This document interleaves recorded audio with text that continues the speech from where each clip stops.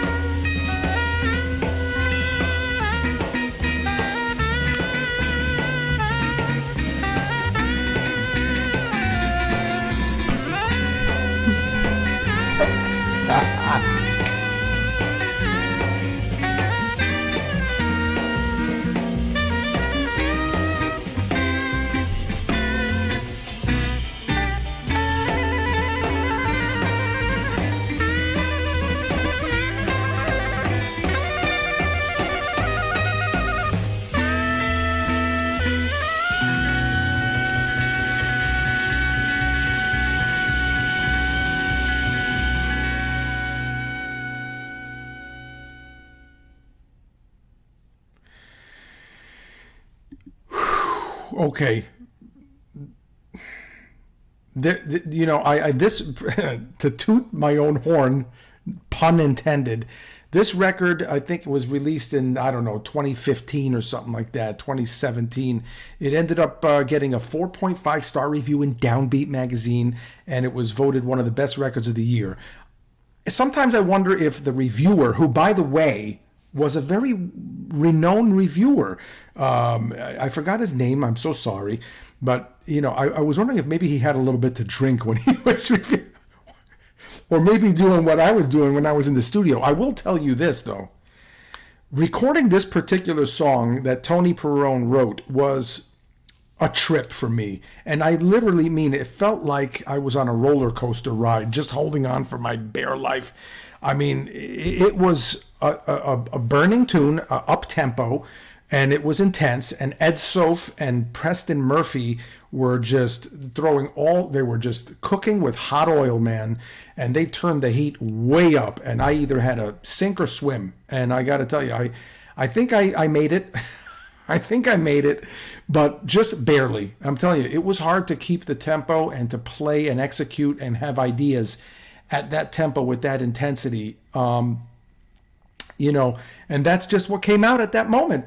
That's what was documented. That's what it is. That's what's in the can, and that's what's there forever and ever, hopefully. So I hope that you enjoyed it. It certainly was a great tune that Tony Perrone wrote, and if you could hear the way he plays guitar, it's just phenomenal. He's got a great tone, and he just has a wonderful concept and approach, and technique is up the wazoo. Preston Murphy, unbelievable. I've played with these guys so many times, but Preston Murphy really completely knocked me out, man. He had hurt his finger. He had worn through his callus broke. Upright bass players, they have, calluses. His split. So he played this whole session and this song, in pain and bleeding. I mean, literally bleeding. And Ed Soph, man, I mean, this guy, he herded and corralled the Woody Herman big band for a long time. This guy knows how to, he's amazing. He just kicked everybody's ass and elevated the bandstand, and that's what you get. That's one of the songs. If you like what you heard, you can go into the description below. You could click and listen. You don't have to necessarily buy. You could listen to some other cuts from this record and other records that I have. But this is one of, I think, 7 records that I've released, and it's one of my favorites.